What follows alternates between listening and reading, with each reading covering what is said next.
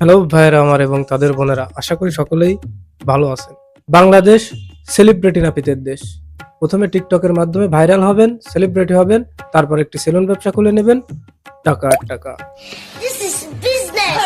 প্রথমে টিকটকে লাফালাফি করে, এরপর এক থার্ড জেন্ডারের সাথে পীড়িত করে, চাটাচাটি করে ভাইরাল হয়েছিল শালির বেটি, সেলিব্রিটি বিটি ইমরান। প্লিজ আমাকে ক্ষমা করে দাও প্লিজ। এবং এরপরই শুরু করে দিল সেলুন ব্যবসা। আরে মানে বাংলাদেশের এমন একটা হয়েছে, কোন একজন ব্যক্তিকে যদি দু একজন মানুষ চিনে ফেলে, তাহলে তাকে সেলুন ব্যবসা শুরু করতেই হবে, বাধ্যতামূলক।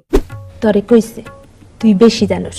বিডি ইমরানের সেলুন উদ্বোধনের দিন ওই এলাকাটা টিকটিকিতে ভরে গেছিল, টিকটকার।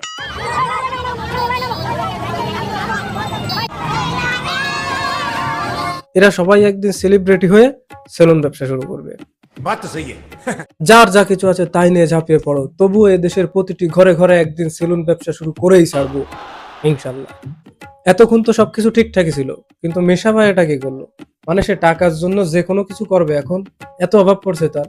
টিকটিকিদের সেলুন উদ্বোধনীতে সে গিয়ে সেলুন উদ্বোধন করছে। এর থেকে নিচু কাজ আর আছে? সমুদ্রে ওঠা ঢেউ সমুদ্রে স্থিমিত হয়ে যেতে পারে। এমন একজন বড় মাপের অভিনেতার কাছ থেকে এমনটা আমরা কেউই আশা করিনি। যাই হোক, কিছুদিনের মধ্যেই পুরো বাংলাদেশ চলে যাবে টিকটকারদের দখলে। এর থেকে একটা জিনিসই শেখার আছে, সাপ্লি হতে পারলে লাইভ জিঙ্গালা। তো ভিডিও যদি ভালো লাগে অবশ্যই সাবস্ক্রাইব করবেন, ফেসবুক থেকে দেখলে একটা ফলো দিবেন, আর হ্যাঁ, যাওয়ার আগে অবশ্যই একটা লাইক দিয়ে যাবেন। ইমরান, বিডি ইমরান, তুমি কি বললে? এটা নাটক ছিল আমাদের ভালোবাসাটা? ছবিগুলো সব ভুল ছিল?